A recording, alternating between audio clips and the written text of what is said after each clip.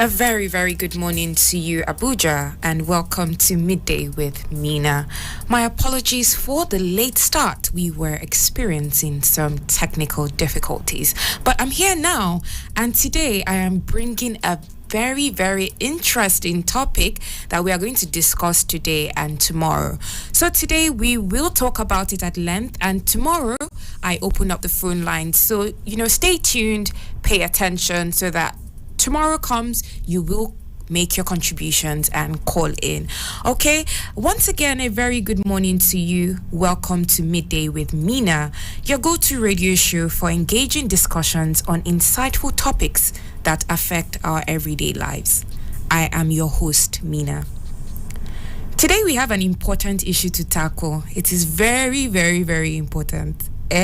Waste management in Nigeria. Yes, waste management in Nigeria. Waste management is a critical issue that affects our environment, our health, and overall the quality of our lives. In Nigeria, rapid population growth and urbanization have led to increased waste generation, which is putting a strain on the already existing waste management systems.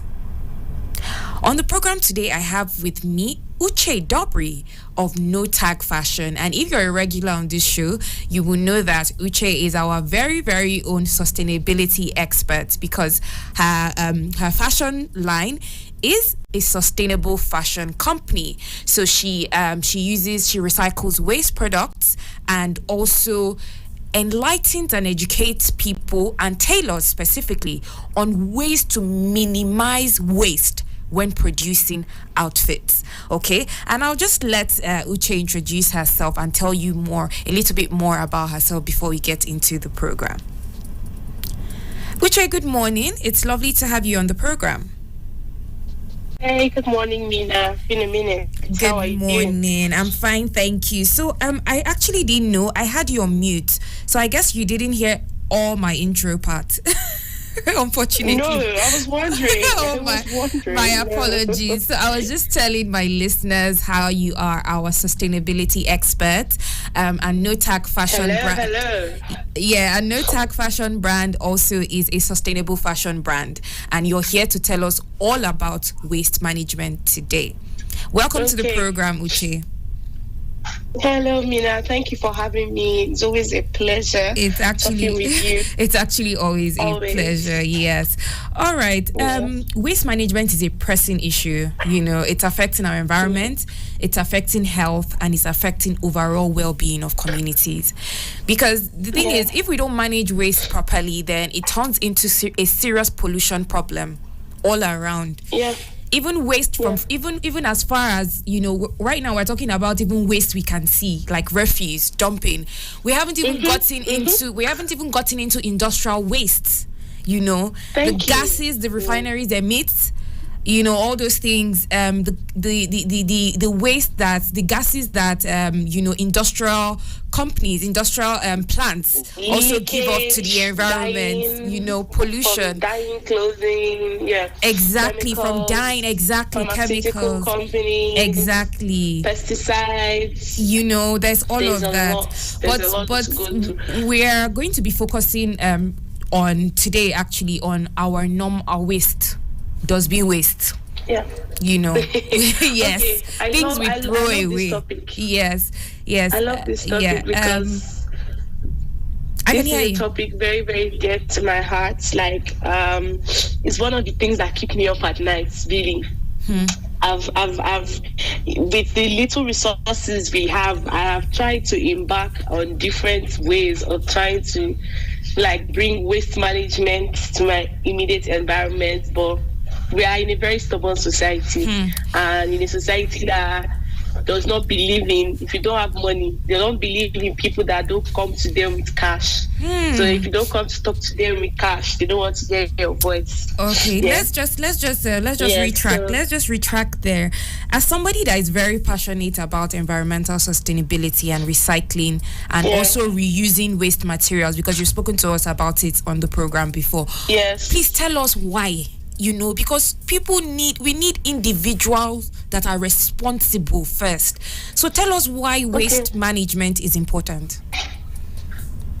Okay, so waste management is actually a system that deals with the removal of waste, and it tries to tackle the problem from the design phase. So proper waste management starts from the point of design, from the point of setup. So let's use H-Medics as a case in point. They're actually just very close to my house. And every time I pass there, I've tried different ways to talk to a few people to see how we can solve their waste management, because a company like H-Medics crosses about 1,500 in the list clients every day. Everybody gets a brand new nylon. Sometimes once they leave, they throw it on the ground. And there's nothing they're doing about it. So there are these young Almajiri boys and these young boys that tend to beg on the street. We call them bababulas. They are littered around the H-Medics. And I remember having a conversation one time with one of their junior managers, and I was like, why don't they come together with all the other big corporations? Cold Stone is there, Chicken Republic is there. They're all there. They're all producing waste. Their gutters that were once clean and full, like, the way it is in Lagos now, full to the brim and septic. Why don't they come together, get these boys together, put them in the system, have them come at times, at intervals, to come and clean up this place, manage the waste, take the waste out or put it in a place where the general waste management authorities will pick them up. And then you pay them a stipend. They won't have to beg. They won't have to come and force people to clean their windows. They won't have to harass people on the road. They will have jobs, and then the place will be clean as well. But nobody's thinking about it.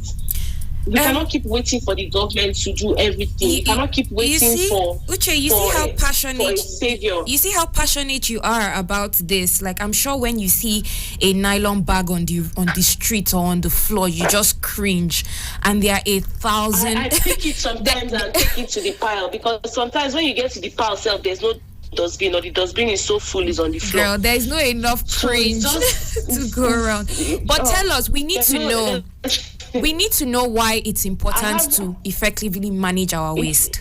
Please tell us why. If we effectively manage our waste, one, we'll have healthier living environments. We won't have a lot of mosquitoes, cockroaches trying to eat up our buildings, living with us, because they have places to breed and come out. We're going to be way healthier.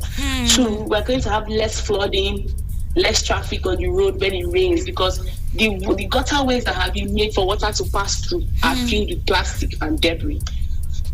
So sometimes when it rains, you see serious traffic, because why? There's a flood and people are not sure whether there's a pothole underneath the flood. They don't know how. So there's everywhere is a mess. So if we manage our waste well, places like Lekki, Abia State will not be suffering from traffic, flooding, erosion, and all these other things, breeding of mosquitoes, vipers, reptiles. The swamp will stay in the swamp, and the people living in the cities will live in the city. But because we've replaced our passageways with waste, we've replaced our roadside, it's so unsightly. You see a school, you look beside the school, you see a dustbin, you see one nasty looking dustbin there. The content of the dustbin has no business with the school. You see everything there, both the ones that you're not meant to see, the one you are meant to see, you will see it. And a whole community cannot come together and say, okay, every Saturday, let us come out by ourselves with ourselves. Even when there's clean up, everybody will just stay in their house. Nobody's batting an eyelash. We're not yet thinking, but it hurts so much, because when the same people leave the shores of Nigeria, they treat with sanctity. I'm like, this place you are treating with so much respect. This is not somebody that came down and did this work that you don't want to do. You want to jackpot, you want to live to a clean environment. But you cannot just come out. You and your neighbors that always have Christmas party together. You should come out together and clean down your one street, pack down your dustbin, put it in a bag. Make sure that your local government or your state government waste management is coming to collect as when due. Let's not even get to recycling the dustbin and from your house and ensuring that you separate papers from plastics, from waste, from personal items. Let's not even get there. That's fact. Waste segregation. Nigerians have let's not get there. Simply the one that you have packed together, everything go. Have you even disposed it properly? If the dustbin is bad, buy a new one. People should donate money, buy a new one, dispose it, cover it. The kids will be running around. Mosquitoes will bite them. They come home, they are sick. You are swearing for the government. You are swearing for everybody. But the little that you will do to make your own environment, your individual responsibility, your own individual social responsibility, your own personal law. You've not done it. And it doesn't help if one person is doing it. It's always counterproductive. It is extremely counterproductive if just one person is doing it. It seems like that's why you're here, to give us your expert opinion. And it also seems like that you have tried to liaise with some people for this. So you mentioned these are our big companies that we have here in Abuja, the food chains, the supermarkets. And you said you met a manager of one of these. So what was the response? What was the feedback as to why they cannot come together to manage waste? Not to get anyone into trouble. It was such an informal conversation. It was such an informal conversation. The conversation actually started at first as trying to get those young men useful labor, as opposed to begging and loitering. Then I realized that if all these people come together alone, it's not going to cost them anything. Because the community that they are going to meet to discuss those what it's about will be more serious when they see that bigger corporation and these departmental stores are the ones meeting them. They're sure of a sustainable source of income for these guys. Getting to do the job is no issue. Do you understand? Yeah. The reaction, it was such an informal conversation. The person had no power, I know, but what was their? I get that. But what was their reason? What did they tell you? He agreed. Okay, he agreed that it was possible. He agreed that it was that it's important. No, not that it was possible. He agreed that that is important. Nice. Okay, but obviously there's no strategy. I didn't know who else to talk to. Okay, and that person you spoke to, because we're actually talking about our individual responsibilities right now. And you're saying you spoke to somebody that works at one of these places, somebody who is highly ranked as well, not like a common staff as well. He's not. No, I did not. I just said that he's like a low-level manager. Low-level manager. But I'm just shopping. I get and I just that. see somebody and I'm like, why don't you people do this? Okay, but not be me now. But hold on. Make sense, hold on. Not be me. When I try to speak to Nigeria, when I try to speak to people about things, maybe I go to an organization and I try to speak to somebody, even as far down as the security, I believe that you have staff meetings. I believe that you can give feedback to the company you work for to make things better.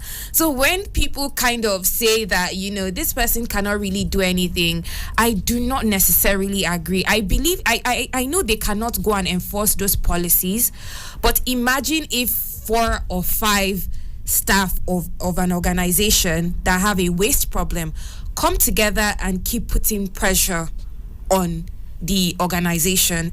Don't you think that's going to make a difference? And don't you think that's part of our personal responsibilities as well? Because if you can do that, that means when you go home, you can be a mini leader in your community. So I'm just saying that we can definitely do that. So I'm just saying. I'm not saying it's compulsory. Yes, but we can spread this in the news. integrated waste management system. The operation is just as important as the execution itself. So policies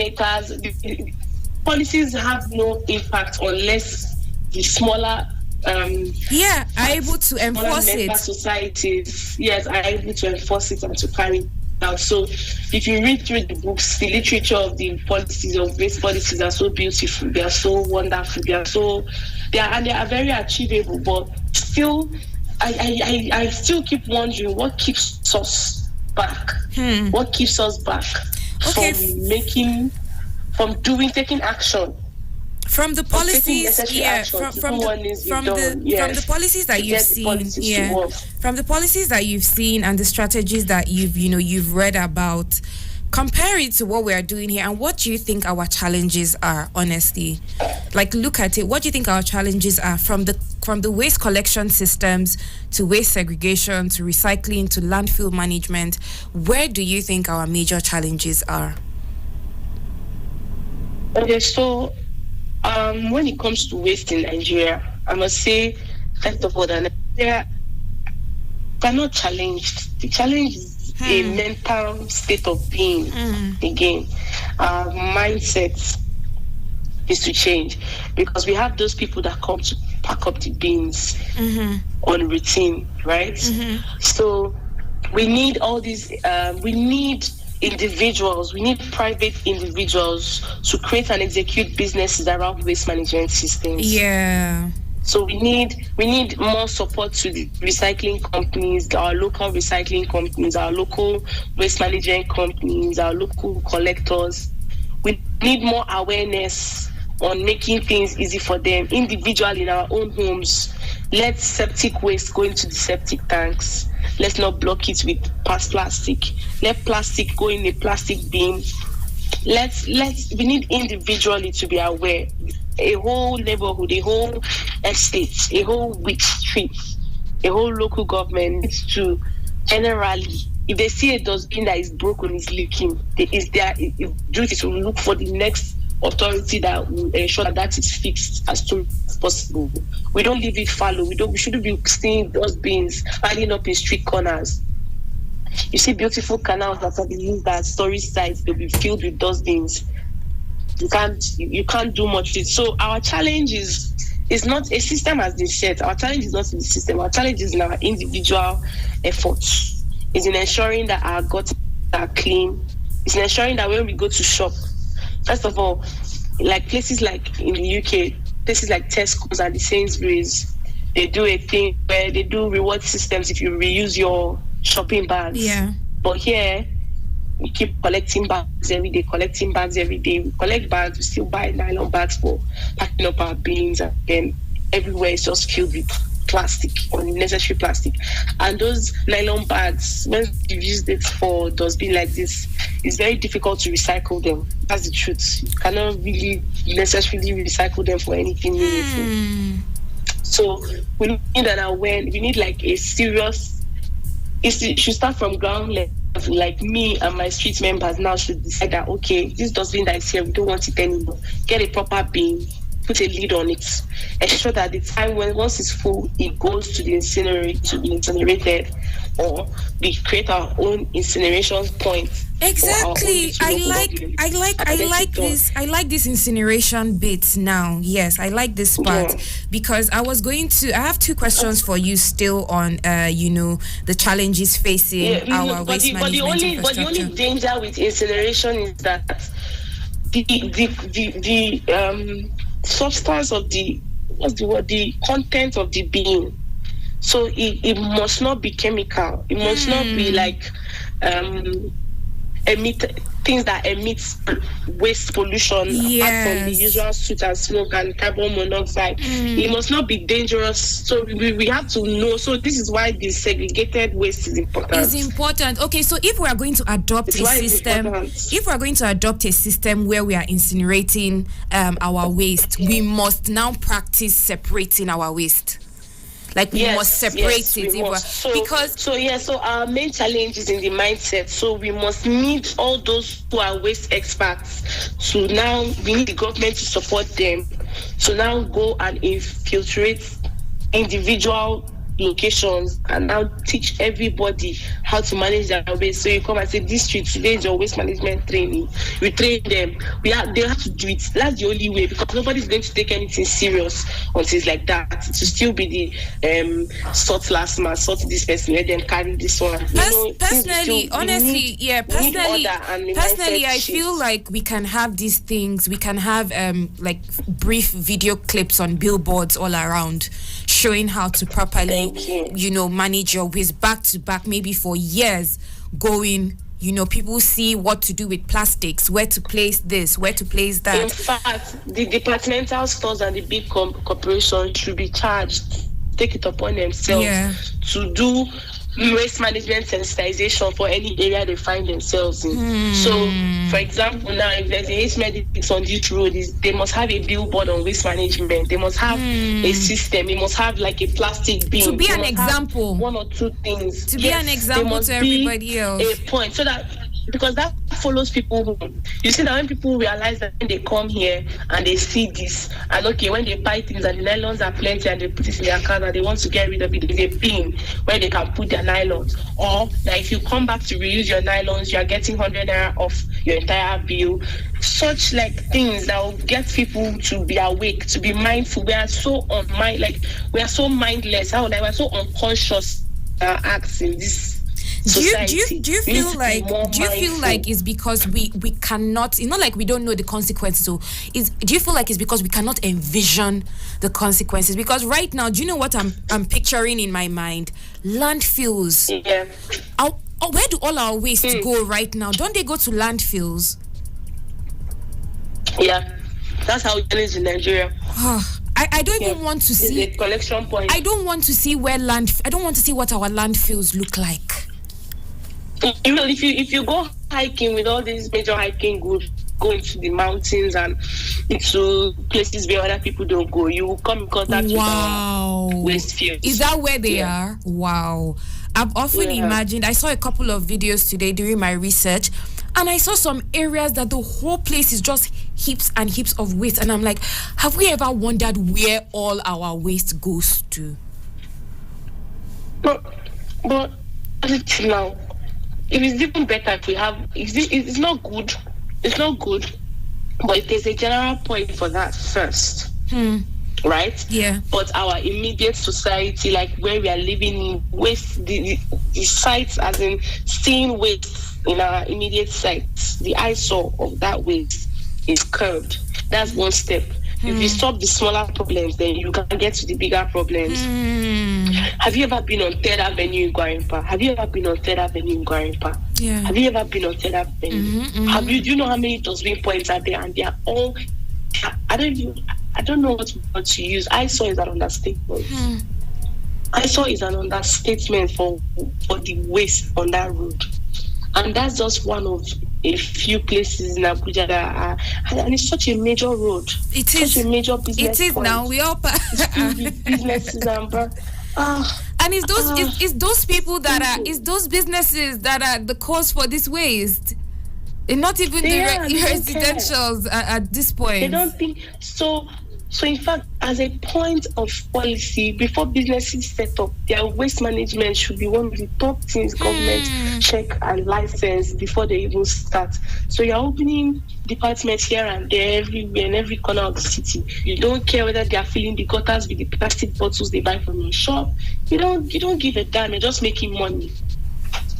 You're loitered with human capacity to the max. You see, all those beggars are always around those stores because they expect people going in and coming out are going to give them something. When you can just literally one day call one person, tell them you're in charge, call 20 boys have cleaned the whole of 3rd Avenue. 20 of those teenagers, you have cleared 3rd Avenue. Just 20. They will go home reasonably. We keep saying there's no work in Nigeria, but there's work and nobody's doing the work. Yeah, because there's a lot to be done. Somebody's waiting to come and be employed inside inside a government parastatal or somewhere. But the little solutions, just the tiniest solutions that will bring us peace, joy, healthy living, longevity, a beautiful living space, we don't take those efforts into consideration. And we have the workforce, we have the labor force to fill up these spaces. Thank you. But we leave them to beg if all the unregulated things on the road. They shared, thank you, to clean up Utako Jabi, they food there, nobody there, they'll be cleaning your windscreen. Leave my windscreen, go and clean the gutter. Why are you cleaning my windscreen? I get man wanted my car at home. Why are you trying to clean my windscreen to beg me for money? Clean that gutter. When they see you clean that gutter, you organize yourselves, a group of boys. Nobody needs to tell you. Like, these are the things. When they go abroad, they do these things. They move people. I wonder why is that when we are here? we don't have that insight. We don't. We want to treat ourselves anyhow. I know we've been very focused on individuals' responsibilities now, but now let's draw it back to what the government can do for us, because in everything that, we say as individuals, we must make a difference. The government has the biggest role to play in terms of regulating, enlightening, and providing resources, and also compelling. The government is in a very strong position to compel not only its citizens, to compel companies to do the right things. That's one of the biggest powers the government have. So in my research, watching videos of, waste management in Nigeria, cleanups and everything, one thing I don't see is proper attire. I don't see people with proper cleaning attire. Like I would not ask anybody to enter into those gutters without being fully kitted, knowing that you're safe, and somehow we have to put these things on the government's plate. They can cut cost of importation of these gears. They can fund partly, some of these outfits, some of the equipment used for cleaning. Because personally, I know abroad people always say, cleaning work. You leave Nigeria, you go, it's on there is dignity in every kind of labor. When you go to the airport and the toilets are clean, aren't you happy? Do people think it's magic? It's a clean human being like you and I that made sure that place is clean. So anybody, collective effort. So anybody should be proud to do any service that pays you well. But another thing again I've seen abroad is that these people have their equipment to the T. Their hands are literally not touching anything. Like, they're using state-of-the-art equipment to make... Our government has not finished collecting wardrobe allowance to come and be thinking about the gear that cleaners and gutter cleaners will wear. Let them finish their wardrobe and sitting allowance first now. That's not... This one now... This one will be there. Because we can't just send people out there and not support them fully as well. Because they give them orange jackets. Because when you package them as well, they will enjoy what they are doing. Like, do you get what I mean? They will feel. Thank you. They will feel important. It's not like we leave them with their torn shorts and shirts and then make them enter into these gutters. You see, their bodies are submerged in all this dirt. Even the ones that come in the big trucks to pick the dirt, when I see them, they're not properly geared up. They're professional guys that just some of them with tight jeans on their waist, wear bathroom slippers. And I'm like, So like, what is anything can happen? It's literally waste you are dealing with. Anything can happen. So the government is also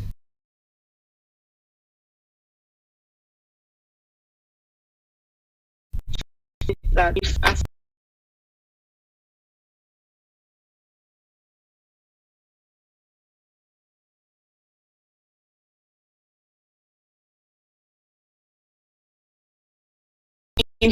we have a post area where farmers in the neighborhood buy the waste back as their manure. There's like the way we waste calling, we say there's no more, there's no job, there's no this or I don't even know again. I would love to bring back government. I want to be a government. I would love to bring back something you spoke about when you were previously on the program, which is actually what got you into sustainable fashion. Fashion. Using doing minimal waste in whatever outfits you produce, and also using waste off-cut materials to produce new things. So you said that this story. I love telling people this story. When I feel about you, you said that you went to the back of some lungu and saw the gutters filled with fabrics. Please, can you tell us that story again? So we used to be at the market before they demolished the market. The people that used to make clothes in that area, they just used to throw their waste anywhere, anyhow, like waste, you just throw it. But then when you go to ask them for the waste, they will say that you are a ritualist, they're not going to give you the materials, that you should not come back. But if you offer them money, they will collect and give you the waste. So it was just a mindset thing. But after a while, when they got to know me and everything, it was easier to get access to their waste and, get rid of it. But with that mindset, you will not even be able to penetrate a lot of them. With that mindset, I'm sure there's still a lot that you still won't be able to get across to. The thing is, even with the resources at our disposal, there is so little we can do. There's only so much we can do. We can only go where our car allows us to go, where we can see, where we can reach, train who we can meet. There's only so much we can do with the resources at our disposal. No Tag Fashion is trying to get to a point where we manage waste for at least 80% of the fashion fits in Abuja. Beautiful. So you want to actively collect their waste products. Yes, actively collect, consult for them on their waste management from point of design to execution. You also told us something very interesting about how you also teach tailors proper cuts that minimize waste. Yes, so when we're making our outfits, we take consideration into some old type of design methods of pattern cutting, that in the placement of the pattern and the cutting of the pattern, that reduces the regular waste that would normally come out of it by at least 50% to smash the waste. So very nice. Using patterns that have been passed down history from other tribes and religions from other tribes and ethnicities around the world. So I learned this on my own, though. I went to fashion school, but while I was in fashion school, I was doing my own research and learning. Like the Japanese, they have really nice methods of managing materials and patterns where they have little to no waste after they make a garment. So taking that into consideration, we use it when we're making our own outfits and clothing. And we also make garments that can be pre-loved, that can be worn for longer periods of time by creating different kinds of allowances inside them for amendments and restructuring. So these are some of the processes that we use in creating fabrics in our own business at No Tag Fashion. And we also give our sister company, Not a Flower Girl Arts, material waste that they give to artists. Okay. All right. You take waste from the fashion industry because you are running two organizations. So you take waste. Hello. Sorry, we lost her there. Hello? But yes. So I was just trying to say, with the two organizations you run, I love this method that you're using. You take waste from the fashion industry and upcycle it in the arts industry. Beautiful. In the arts. Yeah. Okay, so our time is going. We just have a few more minutes left. I would just like to ask you, recycling facilities. How can recycling facilities be helped? We lost her again. Are you there? I'm here. Yeah, so recycling facilities. Yeah, let's just use a few more minutes to chat about recycling facilities. How can recycling facilities be helped and encouraged? Because it's $1 million industry. I have one friend of the Impulse Recycling. Jeff Davis is my friend. And we started this recycling company more than 5 years ago. It's finally upscaling. I cannot count the number of government issues he has had. Oh, no. Not to talk of the other personal issues relating to electricity, energy. Oh. So I'm begging the government to invest in these recycling companies. Because many of them come together and support each other, like at the Cans Park, where they come, they have their environmental day, they sensitize people on their own. But again, people will only do as much as their resources allow them. Yes. So I'm so sure that a company like Impulse Recycling would make sure that if they could, they would spread plastic baskets all over the place if they had the resources and they were able to, they would. But with the little they've done that in Korodo. They are close to their own plants, own plastic recycling plants. They've done it in some places. They've given it to hotels, so they collect plastic and they recycle and sell and they grind it down, and then they sell to companies that use the plastic to remake other things. So I believe the government should support all these private-owned recycling plants and companies, and give encourage them direct access to and electricity, encourage more to come because up. they give a lot of employment. They employ a lot of people to get the work done. So they can look into that, ensure that their systems are safe and foolproof, give them money, give them capital, give them all the support they need. Wow. In fact, just if waste management was like private owned, if people were given licenses to handle waste management from top to bottom, you understand what I mean? Yeah. I feel like we'll get farther. We'll get farther than waiting on the government to come and do everything, or having the individuals who have the vision and the government at loggerheads all the time for territory and jurisdiction. So yeah, it will be really, really nice if these young companies that are propping up with waste management ideas are supported, facilitated, and encouraged. Because the whole of Nigeria needs it. From what you've just said, as you were just talking, and what still keeps playing in my mind on this waste management topic is, do you know how much waste the whole Nigeria has?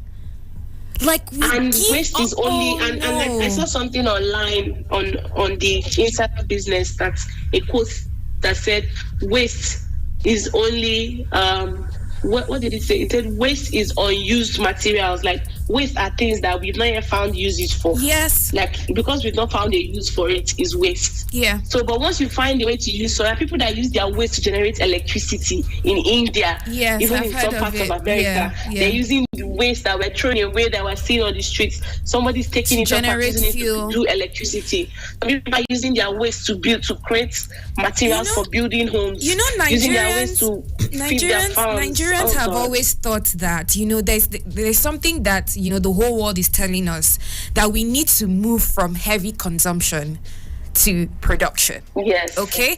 And that's a lot of Nigerians feel, is it tomorrow that a factory will come up? Is it how long will it take for to spring up?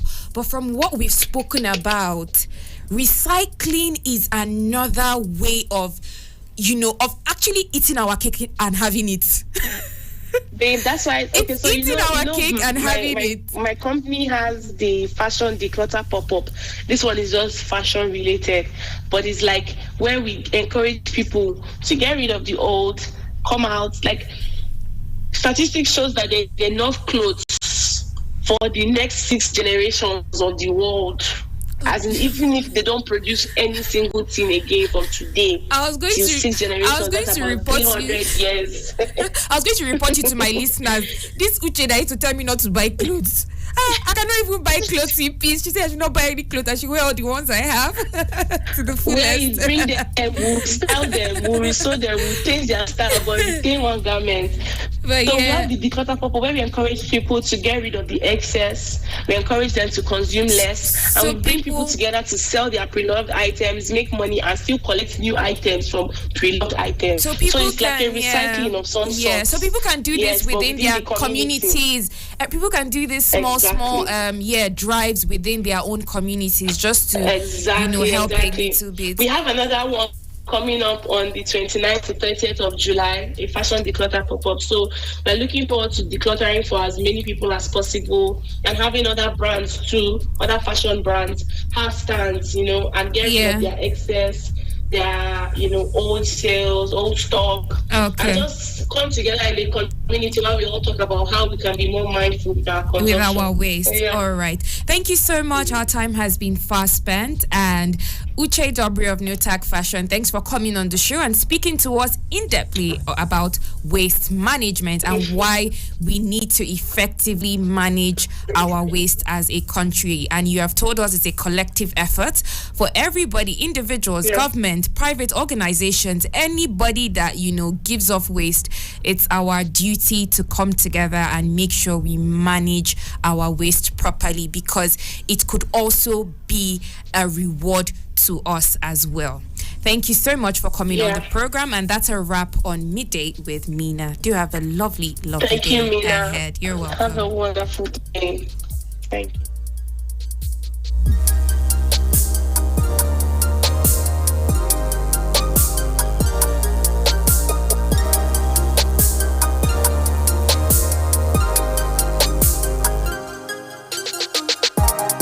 teach girls shit. Close your legs, cover yourself. We make them feel as though by being born female, they're already guilty of something. So I think right now we have the chance to be